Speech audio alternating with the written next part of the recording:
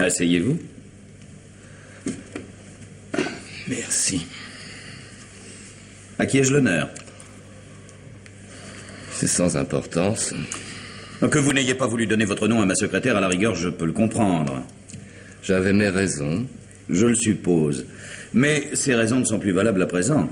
Je vous rappelle que je suis tenu, moi, au plus strict respect du secret professionnel. Je sais. Et ce secret professionnel s'étend à votre identité. Je sais. Alors, cher monsieur. Que vous importe de savoir qui je suis? Et tout de même, monsieur, tout de même. Les rapports d'un avocat et de son client doivent être empreints de la plus grande confiance. Et comment parler de confiance entre nous si vous commencez par refuser de me dire qui vous êtes? Vous n'avez pas besoin de le savoir et vous ne le saurez jamais. Monsieur, j'ai grand peur que vous ne vous soyez trompé d'adresse. Je ne pense pas. Sauf quand le bâtonnier me commet d'office pour assumer la défense d'un délinquant, je suis toujours libre d'accepter ou de refuser de m'occuper d'un dossier. Alors... Vous êtes bien Jean-Marc Robineau, avocat à la cour? Oui, c'est inscrit sur la plaque de cuivre apposée sur ma porte. C'est donc la preuve que je ne me suis pas trompé d'adresse. C'est bien vous que je suis venu voir. Écoutez, monsieur, j'ignore la nature de la consultation que vous êtes venu chercher ici et je veux continuer à l'ignorer. Il n'est pas dans mes principes de donner des conseils à des inconnus. Je n'ai que faire de vos conseils. Eh bien, monsieur, parfait. Brisons là cet entretien. Non. Mais monsieur... Je n'ai encore rien dit. Et puisque je vous affirme, moi, que je ne suis pas disposé à vous entendre... Restez assis. Restez assis, écoutez. Que cela soit ou non conforme à vos principes, vous m'écouterez. Les mains sur votre bureau, s'il vous plaît. Non, n'essayez pas d'appeler votre secrétaire, elle n'est pour rien dans cette affaire, la pauvre. Il me serait très désagréable d'être obligé de la faire taire. Eh bien, monsieur, qu'avez-vous à me dire? Hein? Bon, vous êtes tout de même disposé à m'écouter. Je vous écoute parce que je ne peux pas faire autrement. Mais quoi? De quoi pouvez-vous me menacer? Ce n'est pas vous qui avez la situation en main, c'est moi. Quand vous m'avez fait entrer dans cette pièce, c'est que vous m'avez prié de prendre place dans ce fauteuil, légèrement plus bas que le vôtre. Habile mise en condition, à quoi pensiez-vous? Je pensais, monsieur, que j'avais devant moi une journée chargée, que je n'avais que quelques minutes à accorder à ce visiteur qui n'avait pas voulu dire son nom à ma secrétaire. Vous avez pensé que vous aviez affaire à un client. Oui, c'est ainsi que nous nommons ceux qui ont recours à nos services. Bel exemple de déformation professionnelle. Un homme demande à être reçu par vous, c'est un client. Je ne suis pas votre client et je n'ai nulle intention de le devenir. Le client, ce serait plutôt vous.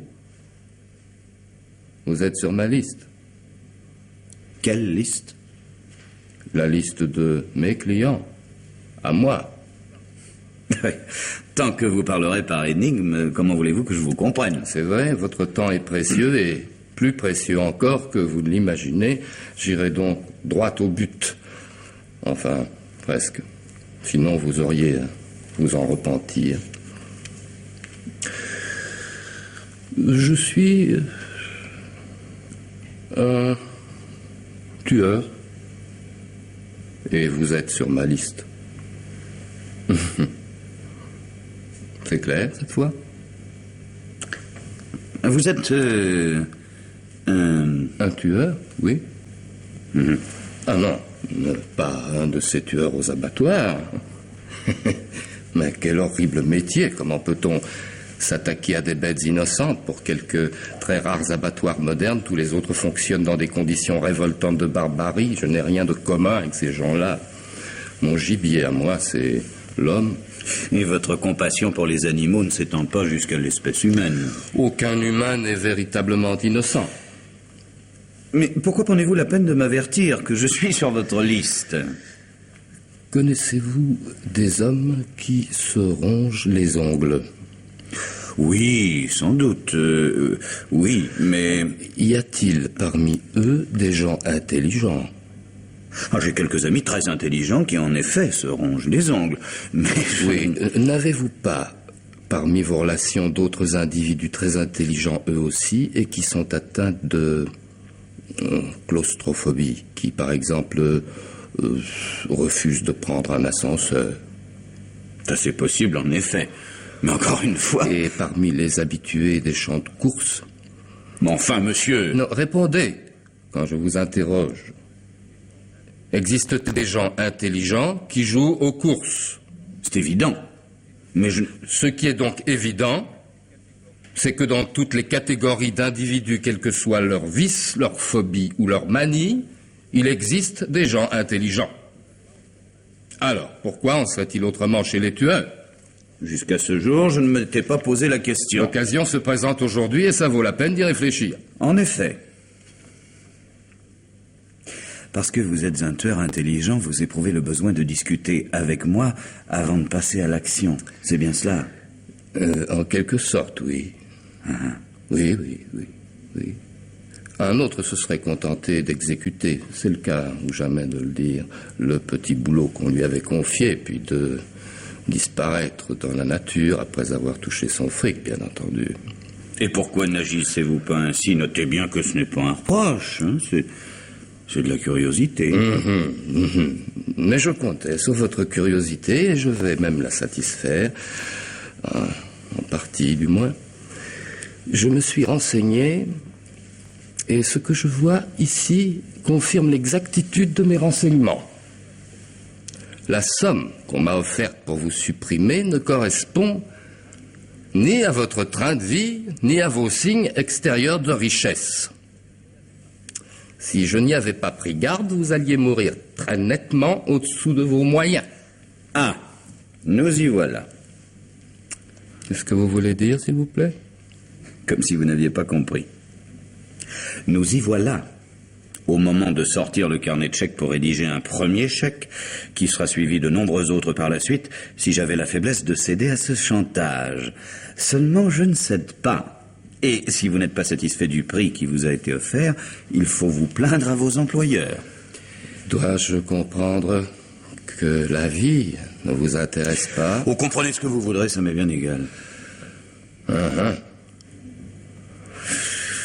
On ne vous impressionne pas facilement. Non.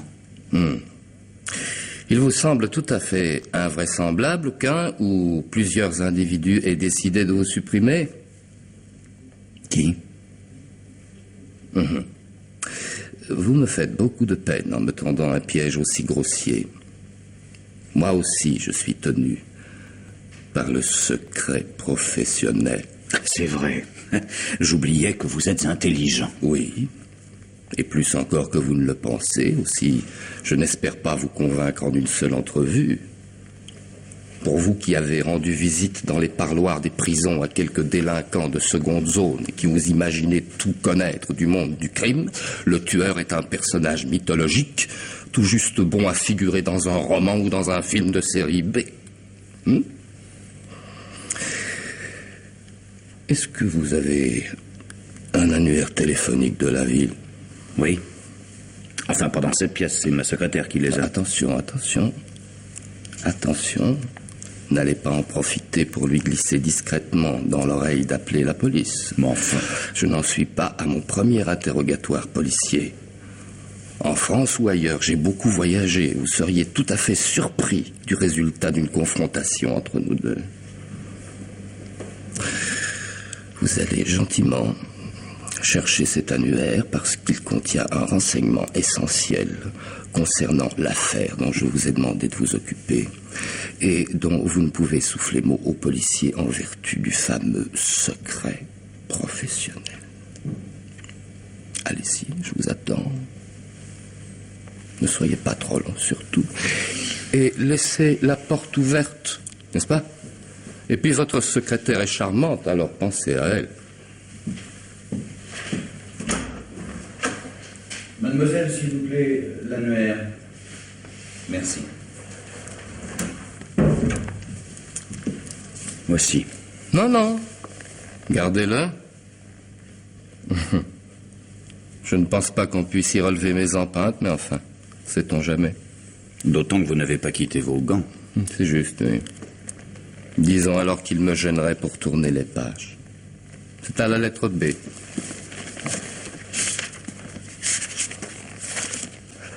Vous y êtes? Bien. Tournez 3 pages. Il y est? Oui. Bien. Tout en haut de la colonne de gauche, si ma mémoire est fidèle. Le 6e, non. Boisset. C'est ça. Téléphone 60 41 22. Exact? Oui. Et alors? Vous vous connaissez, je crois. Oh, je n'ai pas à répondre à cette question. Aucune importance. Vous y avez déjà répondu. C'est Boisset qui vous donnera la preuve que je suis bien ce que je prétends être. Quelle preuve? Il est sur ma liste. Oui. J'essaye de grouper les clients pour réduire les frais. Alors quand il y passera, peut-être reconsidérerez-vous ma proposition avec toute l'attention qu'elle mérite. Et vous aviez besoin de l'annuaire du téléphone pour m'indiquer ce nom? Certainement pas. J'ai une excellente mémoire, mais je voulais voir jusqu'à quel point vous me considériez comme un fou. Les fous, il ne faut pas les contrarier, n'est-ce pas? Alors quand je vous ai demandé d'aller chercher cet annuaire, on n'avait pas discuté. Si j'étais fou, mais vraiment très fou, j'aurais commencé par vous dire que je ne l'étais pas. Ça aussi, c'est classique comme test. Seulement, je ne l'ai pas dit. Pour la bonne raison que je le suis tout de même un peu. Alors, mon cher maître, soyons sensés. Ne faut-il pas être un peu fou pour faire le métier que je fais? Même intelligemment? C'est pire. Il n'y a rien de plus terrible et de plus inutile aussi que la lucidité. Ah, une dernière recommandation avant de vous quitter. Ne cherchez pas à savoir ce qu'il y a de commun entre Boisset et vous. Ce ne sont pas les mêmes employeurs qui ont commandé les 2 chantiers. Vous comprenez qu'on ne puisse vous en dire davantage. Pour Boisset, on a été plus généreux, bien que sa situation de fortune soit inférieure à la vôtre. Seulement, il s'agit d'un travail plus compliqué. Il y a une question d'assurance qui rentre en jeu. Ah, il faut que ça ressemble à un accident. Pour vous, évidemment, c'est beaucoup plus simple. Hein? Un avocat abattu, une vengeance de truand ne cherche pas plus loin. Ouais. Mais tout de même, 15 000 francs, c'est vraiment se moquer de l'ouvrier. Ça ne représente pas la 20e partie de ce que vous déclarez au fisc. Alors, quand on songe au reste... Bon, je vous téléphone très bientôt. Je suis persuadé que nous trouverons un terrain d'entente. Alors, mon cher maître, la vie est belle, et elle mérite bien qu'on lui sacrifie quelques billets. Avec un chirurgien, vous ne lésineriez pas. Alors, non, ne me reconduisez pas. Je connais le chemin.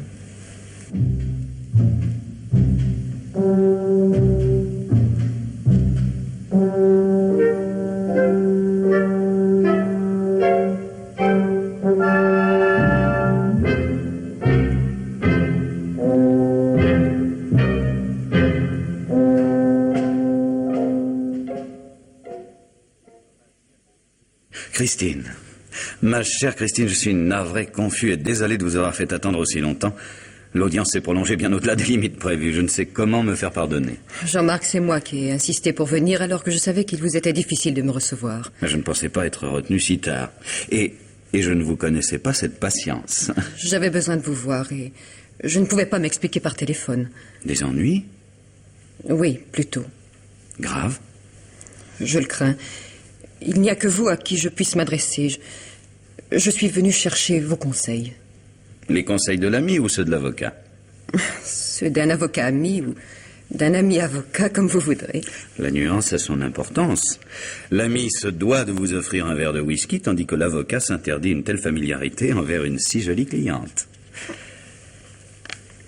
Je trouve que le whisky est une excellente idée. Oh, moi aussi, pour ne rien vous cacher, cela fait des heures que je pense au verre qui m'attendait ici. Et de l'eau? Non, merci. Oh, puis si, un peu, ça sera plus raisonnable. J'ai déjà bu 2 verres avant de venir chez vous. Mais ça ne vous ressemble pas, Christine, que se passe-t-il? Eh bien, je crois que j'ai fait une bêtise. Vous n'avez revolvérisé personne. Non. Ni volé à l'étalage d'un grand magasin. Non, non plus, non. Ah, effectivement, c'est très grave. Quand une femme du monde ne tire pas sur son mari ou son amant, ou ne chaparde pas dans un magasin, il ne peut rien lui arriver d'autre que de divorcer. Vous n'avez pas l'intention de divorcer, Christine? Non, c'est justement à cause de cela que c'est grave. Ah, buvez et racontez. Racontez-moi calmement cette bêtise que vous pensez avoir commise. Oh oui, il n'y a pas de doute. Je l'ai faite. Racontez, je vous écoute. Je ne sais pas par où commencer. Adoptons l'ordre chronologique. Hein? Qu'en pensez-vous? À quand remonte cet événement qui a déclenché chez vous ce besoin de venir me demander conseil et de m'attendre patiemment malgré mon impardonnable retard? À quand remonte cet événement? Ça s'est passé ce matin. Juste avant votre coup de téléphone, par conséquent. Oui, quelques minutes avant. Il venait de partir. Qui? Je ne sais pas. Non, je ne sais pas. Non, conservez votre calme. Vous m'avez téléphoné à 10h30, je partais pour le palais. Que s'est-il passé quelques minutes avant 10h30? La domestique était sortie. Elle était allée faire le marché. J'étais seule à la maison. On a sonné, je suis allée ouvrir. Il était là. Mais qui? Je ne sais pas. Que vous voulez, cet inconnu? Oh, c'est grotesque. Maintenant, je me rends compte, c'était parfaitement grotesque. Mais sur le moment, quand il parlait, lui, tout semblait tellement logique. Terriblement logique. Vous allez vous moquer de moi. Certainement pas. Quand on veut essayer d'y voir clair, rien de tel que le rapport du gendarme. Avant de me dire les raisons de votre émotion, ne pouvez-vous pas me décrire votre visiteur? Quand je l'ai vu sur le pas de la porte, j'ai ressenti comme une impression bizarre. Il ne ressemblait ni à un placier en aspirateur, ni à un représentant en assurance. Comprenez-vous, il était... Oh, comment dirais-je? Il était déplacé. C'est ça, déplacé. Il n'était pas à sa place. Il n'aurait pas dû sonner à ma porte à cette heure de la matinée, et mes premiers mots ont été... Monsieur, vous faites erreur. Dans sa présence me semblait insolite. Une fausse note. Vous comprenez ce que je veux dire? Très bien. Dans un rapport de gendarme, on n'emploierait pas tout à fait les mêmes formules, mais ce début de portrait en vaut un autre. S'il avait sorti de sa poche une carte de police, je n'en aurais été qu'à moitié étonné, quoique son allure se rapprochât davantage de celle d'un privé de série noire américaine que celui d'un inspecteur français. Vous connaissez beaucoup de policiers? Non, pratiquement pas. Mais je vais souvent au cinéma. Tenez, voilà le mot que je cherchais. C'était un personnage de cinéma. Rien dans son habillement qui pût le distinguer des autres hommes de la ville, et cependant, au milieu d'eux, on l'aurait immédiatement repéré comme étant l'étranger. Quel âge environ? Difficile à dire. Un peu moins de la quarantaine, mais la quarantaine sportive. Grand, large d'épaules, et ce regard. Ce regard qu'on ne voit qu'au cinéma dans certains gros plans. N'avez-vous rien remarqué d'autre? Un détail susceptible d'entrer dans la rubrique « signe particulier ». Non, c'est-à-dire... Si, mais... C'est idiot et ce n'est sûrement pas ce que vous me demandez. Il ne faut rien négliger. Je vous écoute. Pendant tout le temps qu'a duré sa visite, il n'a jamais quitté ses gants. C'était très désagréable. Chaque fois que je voulais éviter son regard tellement inquiétant, mes yeux étaient attirés par ses mains. Et elles étaient gantées. Les mains d'un homme sont souvent aussi expressives que son visage, et ses gants, c'était comme un masque. La visite a duré longtemps? Oh oui, une bonne dizaine de minutes. Et à aucun moment il n'a enlevé ses gants? Non, jamais. Il les avait encore quand il a glissé le chèque dans la poche de son veston. Le chèque? Quel chèque? Celui que je lui ai signé. Vous lui avez signé un chèque? Oui, au porteur, naturellement. La bêtise dont je voulais vous parler, Jean-Marc, c'est ça. Et sous quel prétexte vous a-t-il extorqué cet argent? Combien, en fait? 20 000. Et le prétexte? Il m'a déclaré calmement, comme si c'était là l'occupation la plus naturelle du monde, qu'il était tueur à gages. Oh, et puis pourquoi poursuivre? À le raconter, je me rends bien compte que c'est ridicule. Ce n'est pas possible à raconter, il fallait vivre la scène. Il vous a dit que vous étiez sur sa liste. Oui, c'est ça, enfin, quelque chose comme ça. Et il a ajouté sans doute qu'il était un tueur intelligent. Oui. Comment le savez-vous? Ah, je devine. C'est une escroquerie bien connue, n'est-ce pas? Moi, je n'en avais jamais entendu parler. Moi non plus. Du moins, pas avant une certaine visite que j'ai eu le tort de ne pas prendre tout à fait au sérieux. Et vous ne connaissez pas le plus grave? Parce qu'il y a plus grave? Oui. Le chèque est sans provision. Oh, de ce côté-là, ma chère Christine, ne vous tracassez pas, je ne pense pas qu'il ait l'audace de porter plainte. Ou alors c'est qu'il serait encore plus fou que je ne le pensais. Il ne portera peut-être pas plainte, seulement que va penser le directeur de ma banque.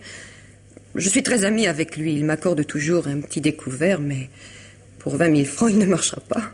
20 000 anciens francs, oui, mais ces 20 000 là, non.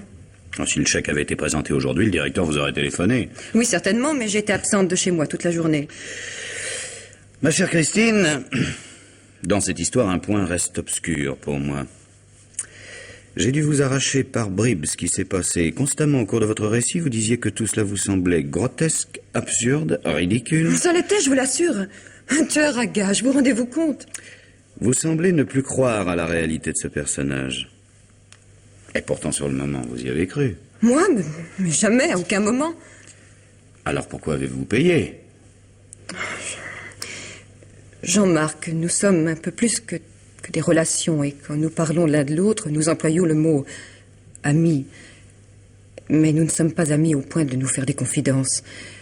D'autant que je sais que vous êtes un camarade de collège de mon mari. Je connais Boisset depuis toujours, c'est vrai.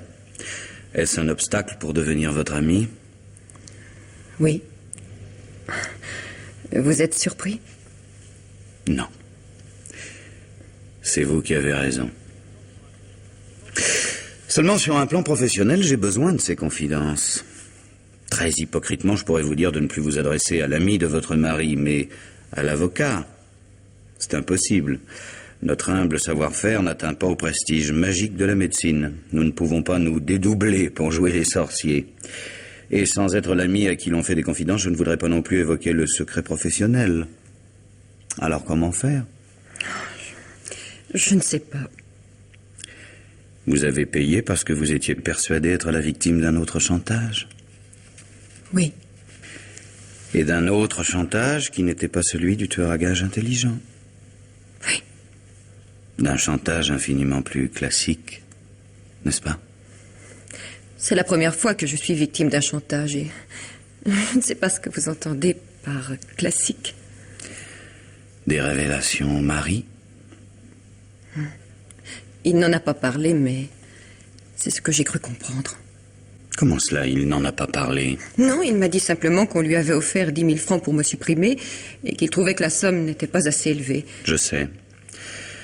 J'ai reçu sa visite hier après-midi. Je suis sûr à présent qu'il s'agit du même individu. À ce propos, je voulais téléphoner à Boisset. Pourquoi?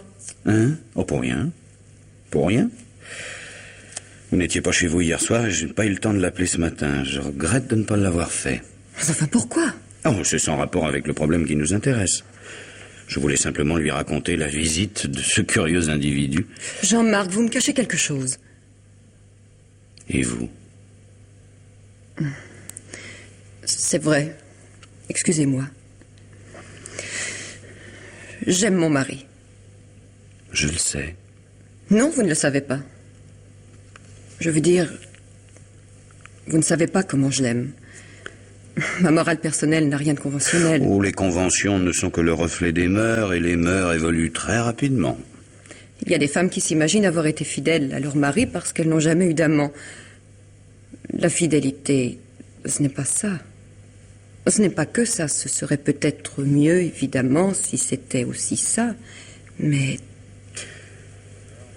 Alors, vous avez cru tout naturellement que votre visiteur était venu pour exercer sur vous un chantage que j'ai qualifié tout à l'heure de classique. C'est ça. D'autant que cette mise en scène correspondait assez bien au caractère d'un individu que j'ai connu pendant les vacances à Antibes. Chut. Christine. Chut. Le véritable ami est celui qui ne sollicite pas de confidences inutiles. Merci.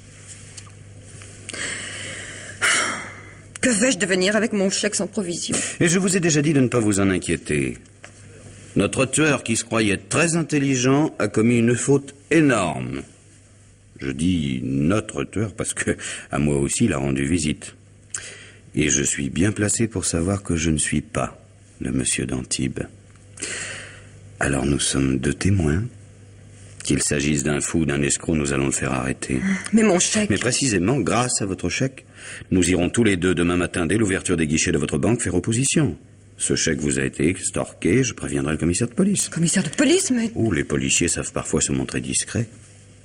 Donc, comprenez-moi bien, tant que j'étais seul à avoir reçu cette visite, que pouvais-je faire? Porter plainte, évidemment, et je me proposais de le faire. Et quel aurait été le sort de ma plainte? Le commissaire est un ami, mais il n'aurait pas mobilisé tous ses hommes pour chercher le tueur. Il aurait pensé, comme je l'ai pensé moi-même, que j'avais reçu la visite d'un fou. Les médecins, les avocats et les ecclésiastiques reçoivent quotidiennement la visite de tels individus. Maintenant qu'il y a ce chèque, tout change. L'affaire prend un aspect différent. Je comprends. Seulement, je veux absolument que mon mari reste en dehors de tout ceci. Enfin, Christine, puisqu'il ne s'agit pas du chantage classique. André ne le croira pas. En ce moment, il est nerveux, irritable, déprimé. Il pose des questions bizarres. Il n'a plus confiance en vous? J'ai peur que non. Et c'est pourquoi j'ai signé ce chèque sans discuter. Dois-je comprendre que vous êtes venu me consulter uniquement parce que vous aviez signé un chèque sans provision? Oui, c'est cela. Et pour être tout à fait franche avec vous, je vous avouerai que j'avais l'intention de vous demander de m'avancer ces 20 000 francs que je vous aurais rendus petit à petit. En attendant les autres chèques? Quels autres chèques? Vous n'avez tout de même pas la naïveté de croire qu'il se serait contenté de cette somme? Il est vraiment venu chez vous hier après-midi? Oui. Tout dans votre description me donne à croire qu'il s'agit du même individu. Mais vous n'avez rien à vous reprocher, vous? Je valais quand même 5 000 francs de mieux que vous. Navré, ma chère amie, mais c'est ainsi. Alors c'est entendu? Demain 9 h devant la banque. Oui. Vous permettez? Allô? Oui, c'est moi. Ah, comment vas-tu? Bien, je te remercie. Mais quand tu voudras, mon vieux, quand tu voudras. De quoi s'agit-il? C'est grave? Ah oui, tu as raison. Non, je t'attends. Je t'attends. À tout de suite. Au revoir. Boisset veut me voir de toute urgence. Il saute dans sa voiture, il sera là dans 10 minutes. Jean-Marc, pas un mot surtout. Et le secret professionnel, alors? Qu'est-ce que vous en faites? Demain matin, 9 h? Demain matin, 9 h, c'est entendu. Quelle drôle d'idée j'ai eue de ne pas passer mes vacances à Antibes l'été dernier. Oh, Jean-Marc.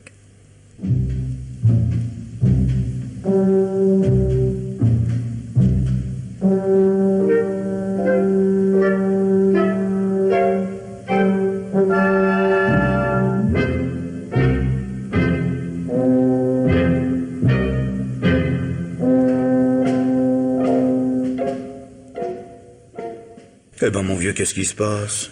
Tu en fais une tête? Mais y a de quoi. Je te jure, y a de quoi. Tu n'as pas un verre d'eau? Oh, j'ai beaucoup mieux. Un excellent whisky, 12 ans d'âge. Non, le whisky et les tranquillisants ne font pas bon ménage. C'est bien pourquoi je ne prends jamais de tranquillisant. Eh ben, moi, j'en prends. Et pas pour mon plaisir. Ah, si tu n'en retires aucune satisfaction, je ne comprends pas pourquoi tu persistes à enrichir les laboratoires pharmaceutiques. Donne-moi un verre d'eau. Pour avaler tes saloperies? Oui.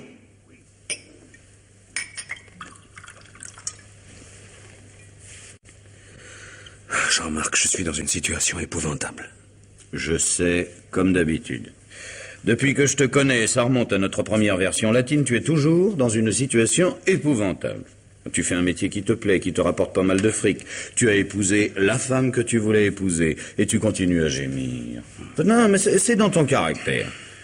Mon petit vieux, si tu prenais ma place une seule journée, ici, ou dans le parloir de la prison, tu apprendrais ce qu'est vraiment une situation épouvantable. Je ne parle pas de la mienne, naturellement, mais de celle de certains de mes clients. Oh, tes clients, 9 fois sur 10, ils ont fabriqué eux-mêmes les emmerdements dans lesquels ils se débattent.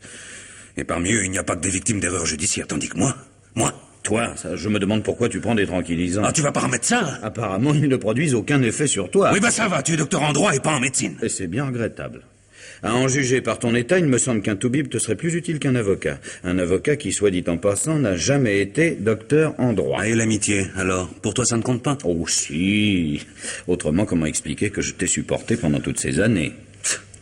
Revenons à notre sujet. Non, venons-y, tout simplement, puisque nous ne l'avons pas encore abordé. Et tu es d'un calme. Vraiment, c'est déconcertant. Tu es venu pour me demander des conseils, et d'après ton coup de fil, c'était urgent. Comment veux-tu que je te conseille utilement si moi aussi je perds mon sang-froid? Oui, tu as raison, c'est même agaçant que tu aies aussi souvent raison. Ouais, je t'écoute, mon vieux. Eh bien, cet après-midi à l'usine, j'ai reçu une visite. L'homme n'a pas voulu dire son nom à ma secrétaire.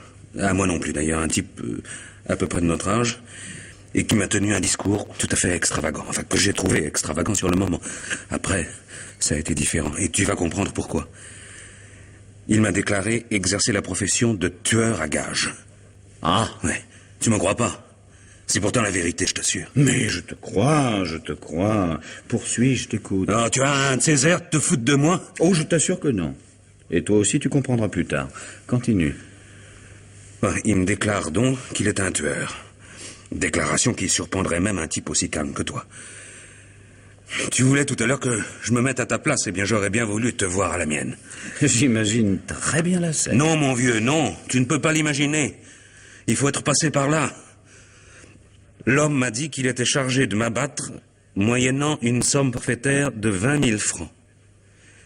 Il estimait cette somme insuffisante, compte tenu de ma situation, et m'a proposé de me laisser la vie sauve si je doublais la mise. Je suis un homme positif et malgré l'extravagance du propos, j'ai voulu mettre mon interlocuteur à l'épreuve en lui demandant qui avait offert cette somme de 20 000 francs. Et il s'est réfugié derrière le secret professionnel. Oui. Comment le sais-tu? Oh, je sais pas mal de choses. Par exemple, qu'il n'a certainement pas manqué de te déclarer qu'il était un tueur intelligent. Oui, c'est exact, mais... Et pendant tout le temps qu'a duré votre entretien, il est resté ganté. C'est un détail qui ne m'avait pas frappé, mais maintenant que tu y fais allusion, je reconnais que c'est exact. En tout cas, moi, j'ai pas pris de gants pour le foutre à la porte. Mais comment sais-tu tout ça? Oh, avec toi, je ne vais pas jouer les extra-lucides. J'ai reçu la visite de cet individu hier après-midi. Moi, ce n'était que 15 000 francs. Et il m'avait dit que tu étais sur sa liste pour un prix plus élevé. Mais tu ne m'as pas prévenu? Mais j'essayais de le faire. Hier soir, tu n'étais pas chez toi et ce matin, avant de partir à l'audience, impossible de te joindre à l'usine. Oui, j'étais chez des clients. J'allais t'appeler quand c'est toi qui m'as téléphoné.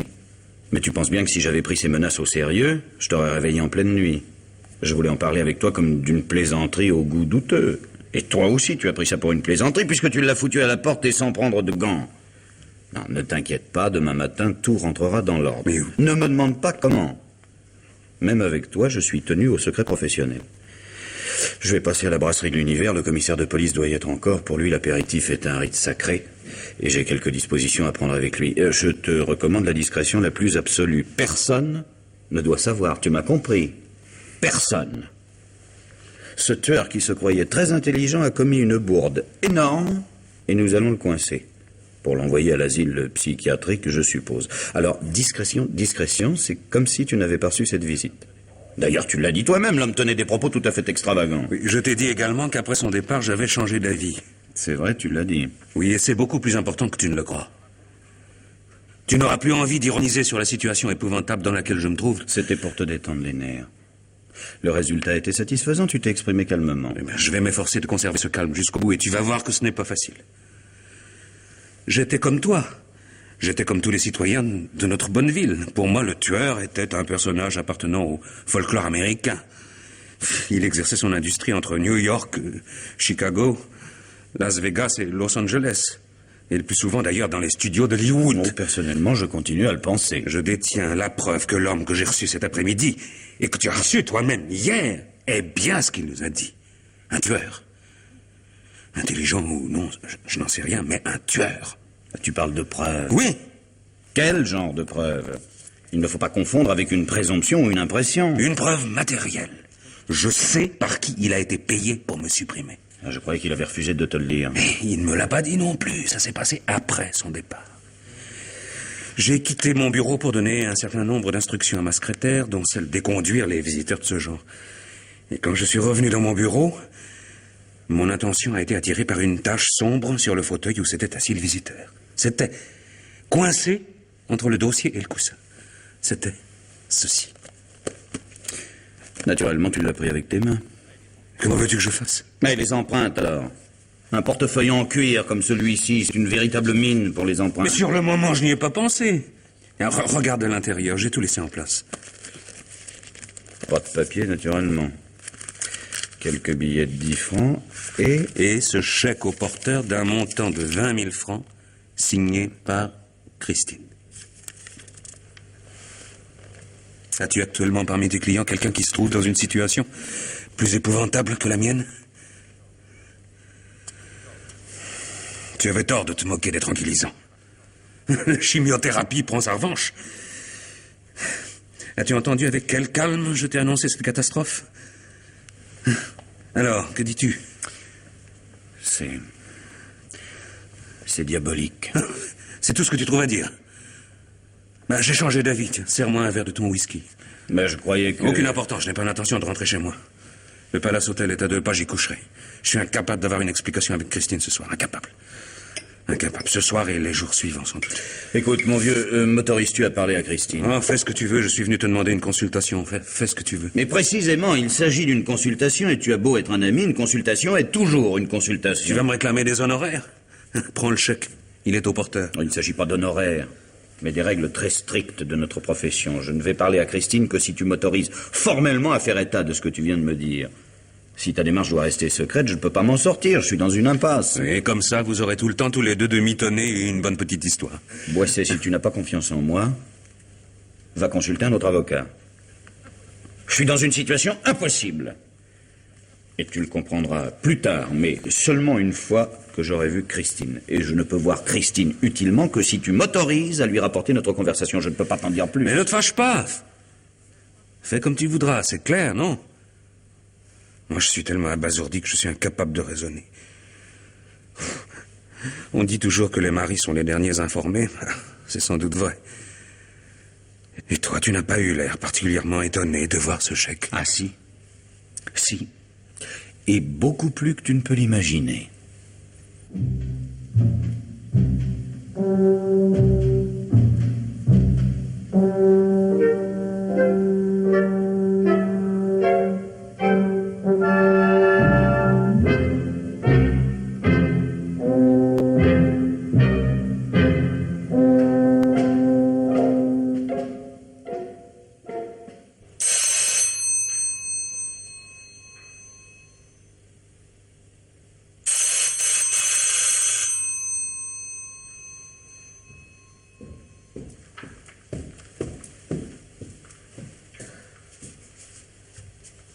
Qui est là?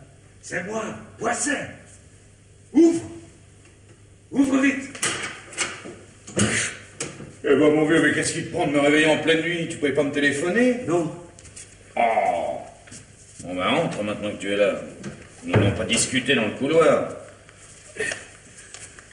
Avant toute chose, donne-moi un whisky. Un grand. J'ai laissé ma voiture en bas et la police peut être là d'une minute à l'autre. Tiens, mon vieux, serre-toi. Oh, ah, tu veux que j'aille te chercher de la glace? Non, inutile, je n'ai pas le temps. Il faut que je te parle avant qu'ils arrivent. Tu ne m'accompagnes pas? Ah, moi, tu sais, le whisky au saut du lit à 3 heures du matin, c'est pas mon genre. Jean-Marc, tu as devant toi un meurtrier. Qu'est-ce que tu dis? Oui, un meurtrier. Je viens de tuer. Oui, avec ça.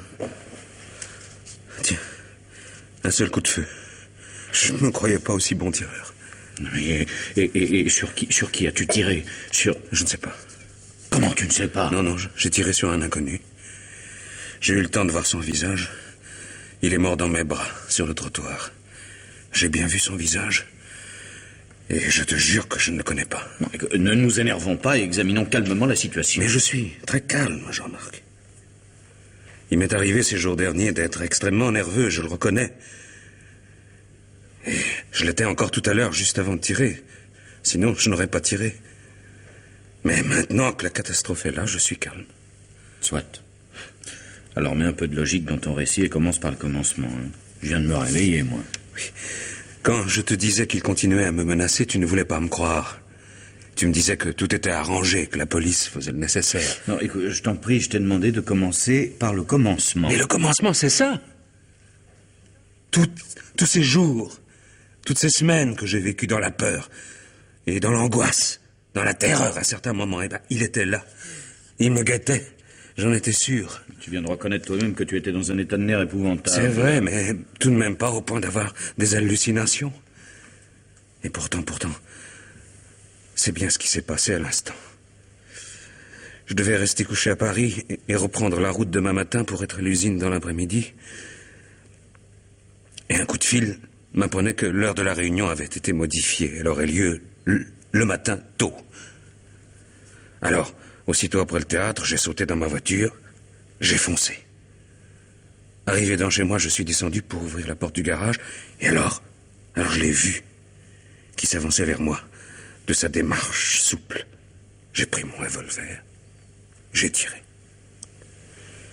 Je pensais qu'il valait mieux que je tire le premier. Harry s'est effondré, la tête sur le rebord du trottoir. Son chapeau a roulé. J'ai vu ses cheveux, une masse de cheveux blonds. Ça ne pouvait pas être lui. Je me suis approché. Il avait les yeux ouverts. Un filet de sang à la commissure des lèvres. Il ne respirait plus. Il était mort.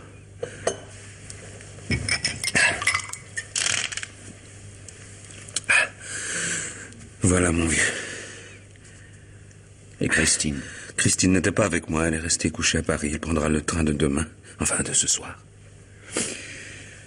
Tu vas immédiatement décrocher ce téléphone et appeler le commissariat de police pour qu'ils envoient une ambulance là-bas. N'entre pas dans les détails sur l'origine du coup de feu, mais dis-leur qui tu es. C'est fait, Jean-Marc, c'est fait. J'ai téléphoné avant de venir chez toi. Excellent réflexe. Mais je suis un honnête homme, Jean-Marc. En pareilles circonstances, quantité d'honnêtes gens perdent leur calme.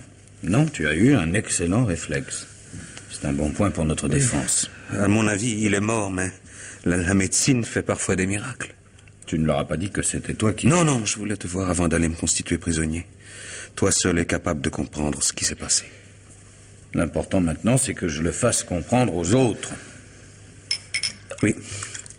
Je croyais que le whisky au réveil n'était pas dans tes habitudes. Ah, je ne me réveille pas tous les matins en apprenant qu'un de mes meilleurs copains s'est fourré dans un guêpier pareil. Oui. La mort d'un homme, ça compte. Oui.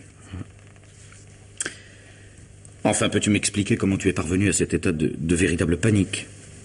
Allez, viens avec moi à la cuisine, je vais nous faire du café, c'est préférable au whisky. Pourquoi cette peur, cette angoisse? Tout était devenu clair après notre explication avec Christine. Si quelqu'un avait juré de me faire devenir fou, il y est parvenu. Bah, si tu en avais conscience, pourquoi t'es-tu laissé manœuvrer? Et au cours des visites que tu me rendras au parloir de la prison, nous aurons tout le temps de nous expliquer. Bien avant tous ces événements, je n'étais plus moi-même, je me posais trop de questions. Et j'en posais trop à Christine, paraît-il. Les grands mots, les grandes phrases font rire, alors on se trouve tout con quand il s'agit d'exprimer certains sentiments. Gagner de l'argent, le dépenser, le boulot, les vacances, et le cimetière au bout. Ce n'est pas une vie, ça. Et selon toi, qu'est-ce qui serait une vie? Si je l'avais su, j'aurais tout plaqué pour la vivre immédiatement. Tout plaqué d'un seul coup. Même s'il avait fallu partir sans Christine? Oui, sans aucune hésitation. Et je crois que tu es encore plus gravement malade que tu ne le penses. Tu n'as jamais été convaincu par les explications que nous t'avons données. Avoue tout de même que ce tueur présentait bien et qu'une femme pouvait s'y laisser prendre. Christine a craint pour sa vie. Elle a payé. C'est tout. Il n'y a jamais rien eu d'autre. Rien. Absolument rien. Il est grotesque que tu aies pu croire un seul instant Christine capable de signer un chèque pour se débarrasser de toi. Oui, je sais. Quand j'ai découvert ce chèque dans le portefeuille oublié, je me répétais, c'est pas possible, c'est pas possible. Et puis, mon naturel pessimiste, reprenant le dessus, j'ai pensé qu'à l'annonce de toutes les nouvelles les plus affreuses, accidents, morts, catastrophes, c'était précisément la phrase qu'on prononçait, c'est pas possible. C'est pas possible. Et pourtant, c'était possible. Puisque cela était. Alors. Quand tu es venu me voir, je ne pouvais pas te parler de la visite de Christine sans qu'elle m'y autorise. Oui, je sais. Sans pour autant être banal, l'affaire n'avait plus rien de mystérieux. Nous avions été tous trois choisis par un maître chanteur d'un genre un peu particulier. Et pourquoi, justement, nous trois? Mais je n'en sais rien. Grâce à nos 3 témoignages, la police a pu établir un portrait robot de celui que nous sommes bien obligés d'appeler le tueur. Les recherches n'ont rien donné. Bon, elles auraient abouti un jour ou l'autre. C'est ça, après mon assassinat. Il fallait qu'il y ait au moins un mort pour que la police prenne cette affaire au sérieux. Le commissaire est un ami et je t'assure qu'il a fait tout ce qu'il a pu. Seulement, le temps passant, il ne pouvait plus nous faire protéger constamment tous les 3. Ouais, Christine et toi, vous n'aviez plus besoin d'être protégés. Vous n'aviez plus de ces nouvelles. Seulement moi, je le voyais tous les jours. Ou presque. J'avais beau changer de route pour me rendre à l'usine, il s'arrangeait toujours pour me doubler et m'adresser un signe ironique. D'autres fois, il laissait des messages à ma secrétaire. Tiens, je sais pas comment il a su que je m'absentais. Il a eu le culot de se rendre à l'usine quand je n'étais pas là pour demander à ma secrétaire si par hasard on n'avait pas retrouvé un portefeuille lui appartenant. Tu as raconté ça au commissaire? Et oui, naturellement. Seulement, comme tu dis, le temps passait. Sa première visite remonte à 1 mois et demi. Alors, comme j'étais le seul à prétendre l'avoir revu, mon témoignage n'avait plus autant de force. Tiens, bois ton café. Le commissaire connaît son métier. Hein? L'autre aussi, crois-moi. Ils n'ont jamais pu lui mettre la main dessus. Hein, il y a 15 jours, au restaurant, il entre derrière moi. Le temps que je téléphone à la police, il avait disparu. Pas un jour, depuis 1 mois et demi, où il ne s'est manifesté à moi d'une manière ou d'une autre. Les messages téléphoniques à ma secrétaire. Dites bien à monsieur Boisset que j'ai tout mon temps. J'ai tout mon temps. Je sais pas pour le compte de qui il agit, mais c'est du travail bien fait. Ah, pas tellement, puisque tu es encore en vie. Bois ton café. Oui. Mais pourquoi n'a-t-il jamais essayé d'entrer en contact avec Christine ou avec toi? Es-tu bien certain de l'avoir vu aussi souvent que tu le crois? Ah, toi aussi tu vas parler d'hallucination, hein, comme le commissaire. La fragilité des témoignages humains. Hallucination. Et les messages à la secrétaire. Hallucination, peut-être. Non, mon petit vieux. Mais l'homme étendu sur le trottoir devant ton garage... Oui, oui, tu as raison. Je ne sais plus. Bois ton café.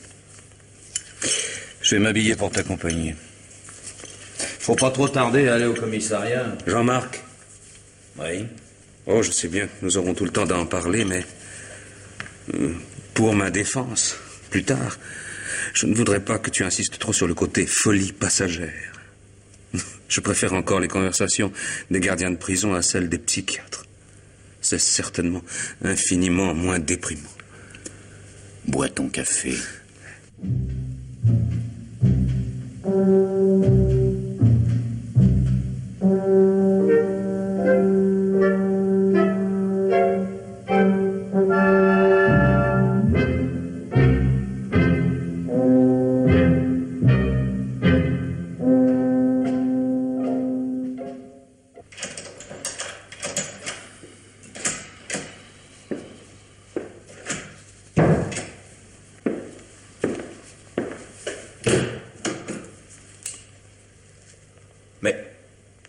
Mais que faites-vous là?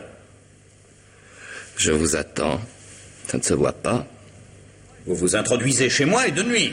Circonstance aggravante, je sais. Est-ce que c'est ma faute si vous rentrez si tard? Que voulez-vous? Vous vous souvenez de notre première entrevue? Oui. Parfaitement. Alors, pourquoi cet étonnement? Je vous avais dit que je reviendrais. Je suis revenu. Pour me dire quoi? Eh bien, tout d'abord, pour vous féliciter pour votre éloquence. Vous avez été très bien. J'ai même craint l'acquittement. Il s'en est fallu de peu. Seulement, heureusement, le procureur s'est montré très habile, en ne requérant pas contre votre ami Boisset en particulier, mais contre la violence en général. Un très beau thème, la violence, croyez-moi. Et pour reprendre l'une des formules les plus originales du procureur, pour endiguer cette vague de violence, il faut un exemple. Un exemple que votre ami Boisset a payé de 5 années de prison en dépit de votre admirable plaidoirie. Je n'ai que faire de vos appréciations, venons-en en fait. Mon Dieu, comme vous êtes pressé, est-ce que je le suis, moi? Que voulez-vous? Vous rafraîchir la mémoire. C'est-à-dire? C'est ici même, il y a plusieurs mois maintenant, que je vous ai prié de me laisser consulter l'annuaire téléphonique. Ne vous ai-je pas dit alors que votre ami Boisset était sur ma liste? Et qu'il vous fournirait tout à fait involontairement la preuve que j'étais bien celui que je prétendais être? Ne vous avais-je pas dit cela? Oui, vous l'avez dit. Seulement, Seulement? Vous n'avez pas tué Boisset. Ah non? Vous trouvez? Pourtant, Boisset est un homme mort. Pour un type comme lui, 5 ans de prison, même s'il n'en fait que la moitié pour bonne conduite, c'est la mort. La mort par scandale. Je serais curieux de connaître la liste complète des nombreuses sociétés qui se disputeront l'honneur de lui confier la direction de leurs entreprises après cette petite aventure pénitentiaire. Non, croyez-moi. Je vous parle par expérience. Boisset est bien mort. Et j'ai mis à exécution la menace que j'évoquais lors de ma précédente visite. Fini, Boisset. Il est mort. Il est mort pour le monde qui était le sien. Boisset a des amis sûrs et fidèles. Nous les compterons le jour de sa sortie de prison.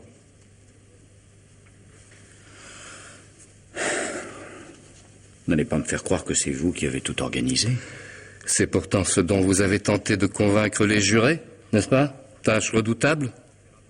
Comment faire admettre la réalité de ce tueur fantôme qui n'a été vu que par 2 personnes seulement, et 2 personnes éminemment suspectes, l'épouse et l'avocat de l'accusé? Pour moi, qui suis bien obligé de croire à votre existence, je continue à douter que vous ayez pu mettre au point une telle machination. Vous ne pouviez pas savoir que Boisset rentrerait cette nuit-là, ni que ce malheureux passant, qui ne vous ressemblait même pas, se trouverait sur son chemin. C'est évident. Alors, je ne me suis jamais flatté non plus de savoir comment les choses allaient se passer dans le détail.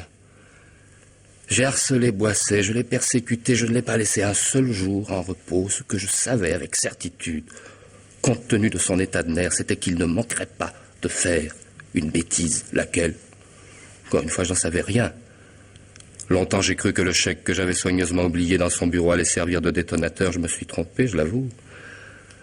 Mais je ne me suis pas trompé sur la certitude que j'avais qu'il allait commettre quelque chose d'irréparable. C'était inéluctable. Souvenez-vous de ma première visite. N'avais-je pas parlé d'accident? Exact, oui. Mais je ne pensais pas à un accident de ce genre. Moi non plus, je vous le concède. Mais cet accident a-t-il réellement eu lieu, oui ou non? Ce qui signifie? Ce qui signifie qu'il faudrait considérer avec toute l'attention qu'elle mérite la petite conversation que nous avons eue ensemble, ici même, il y a quelques mois. Maintenant, je vous ai fourni, je pense, la preuve de mon savoir-faire professionnel. Vous... Je vous écoute. Vous maintenez les chiffres que vous aviez avancés l'autre jour? Alors ça, c'est admirable. C'est tout à fait admirable. Et je ne regrette pas tous les risques que j'ai pris ce soir pour venir vous rendre visite. Je ne comprends pas ce que ma question... C'est admirable, vous dis-je. Il n'y a pas 5 minutes, vous me parliez des nombreux amis qui attendraient Boisset à sa sortie de prison. Et vous, qui vous vantez d'être son meilleur ami, vous le laissez déjà tomber. Plus question de Boisset. Vous vous foutez de lui à présent. Vous pensez peut-être même qu'il est bien tranquille au fond de sa cellule. Tandis que vous, bien sûr, c'est de votre peau qu'il s'agit. Alors, Boisset. La dernière fois, vous aviez parlé d'un marché. La dernière fois, je vous ai menti sur un point. Ça, je m'en doutais. Entre-temps, vous avez réfléchi. Vous avez eu des frais. Et la somme que vous exigez est plus importante, c'est bien cela? Même en pleine crise de trouille, vous n'oubliez pas le pognon. Il semblerait que vous-même, vous ne soyez pas totalement désintéressé. C'est justement ce qui vous trompe. Je vous ai menti sur un point. Pas quand je vous ai déclaré que j'étais un tueur intelligent. Les événements ont démontré que je le suis. Pourquoi courir des risques inutiles et faire dangereusement soi-même ce que d'autres font parfaitement à votre place? Non, le point sur lequel je vous ai menti, c'est à propos de mes employeurs. Vous avez refusé de me révéler leur nom? Oui, ils n'existent pas. Comme beaucoup de gens intelligents, je me suis mis à mon compte. Dans toute cette affaire, je n'ai jamais eu qu'un seul employeur. Moi. Dans cette hypothèse, quel intérêt aviez-vous à ruiner la carrière de Boisset? Un intérêt évident. Me faire prendre au sérieux par vous, qui ne m'avez jamais pris tout à fait au sérieux. Mais à voir votre tête, je constate que ça commence. C'est monstrueux. Non. C'est intelligent. Oh, je ne sais pas ce qui me retient. Le revolver que j'ai dans ma poche. Si vous tirez, vous ne toucherez pas un centime. On ne tue pas que pour de l'argent. Quand on en fait son métier, si. Et les sentiments, alors? La haine, ça n'existe pas? La haine? Même chez un homme de métier? Vous me haïssez? Oui. Profondément. Mais nous ne nous connaissons pas. Si. Il y a 26 ans. J'avais 13 ans. Boisset aussi avait 13 ans. Et moi, j'en avais 10. À cet âge-là, au collège, la différence est énorme. Vous étiez dans les grands, moi, chez les petits. Vous n'allez pas me dire que c'est pour une histoire de collège? Que votre ami Boisset est en prison et que vous êtes vert de peur, non? Ce n'est pas une histoire de collège, c'est une histoire du temps du collège. Boisset avait un père, il a d'ailleurs toujours un père, il vit encore, je me suis renseigné. Un père qui était un homme honorable, comme on dit. Il a fait condamner le mien. La condamnation définitive, l'assassinat légal. Et moi j'avais 10 ans, et j'ai dû quitter la ville avec ma mère. La ville ne voulait plus de nous. La ville ne voulait plus de la femme et du fils de l'abominable, de l'ignoble. Pendant 10 ans, ma mère s'est battue. À force de courage et de ténacité, sans argent, elle a obtenu enfin la réhabilitation de mon père mort, pour l'exemple. La justice a reconnu son erreur. On lui a versé la pension de veuve de fonctionnaire à laquelle elle avait droit à présent. Cette pension qui nous avait tant manqué pendant ces 10 années où elle m'avait élevé comme elle avait pu. Et c'est vous, les Robineau, les Boisset, tous les honorables citoyens de cette puante ville qui avaient fait de moi ce que je suis. Un tueur. Je suis un affreux. Un affreux. Et je vous assure, il n'y a pas de chômage dans la profession. Quelques mois après avoir obtenu justice, ma mère est morte, comme si la tâche qu'elle s'était fixée étant accomplie, elle n'avait plus rien à faire sur cette terre, puisqu'elle n'avait pas pu m'élever. Et moi, j'ai continué mon métier de tueur. Le seul métier que je savais faire, et que je vais continuer à faire.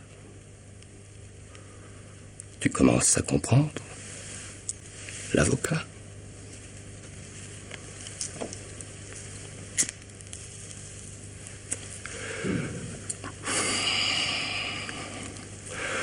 En faisant condamner injustement mon père, c'est ma mère et moi que le père Boisset, principal témoin à charge, a condamné, il y a 26 ans, pour d'obscurs mobiles. Il a préféré l'injustice à la justice. Il fallait que l'injustice lui fût rendue à son tour, à travers le fils, c'est le père, que j'espère tuer, mais sans me salir les mains. Tueur intelligent. Tu piges? Oui. Enfin, en ce qui me concerne... Ne tremble pas, l'avocat. Et ne t'offusque pas si je te tutoie. Après tout, nous sommes des camarades de collège, non? Je ne vais pas te descendre bêtement dans ton bureau. Toi, tu seras mon témoin.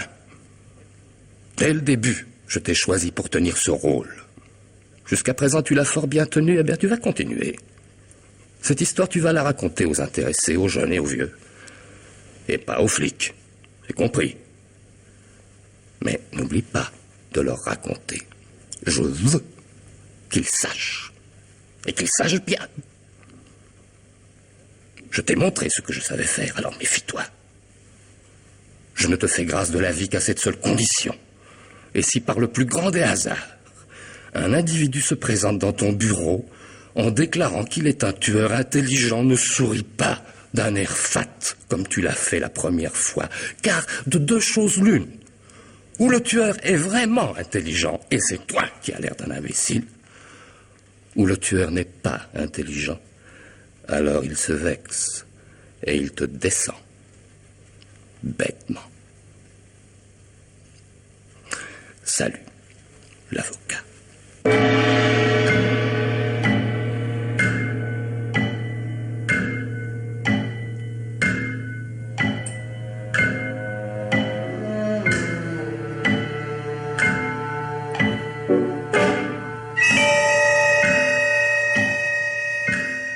Pierre Billard vous a présenté ce soir L'Affreux, un film radiophonique de Louis Rognoni, avec Corinne Marchand, Jean Topard, Pierre Michael et Dominique Paturel.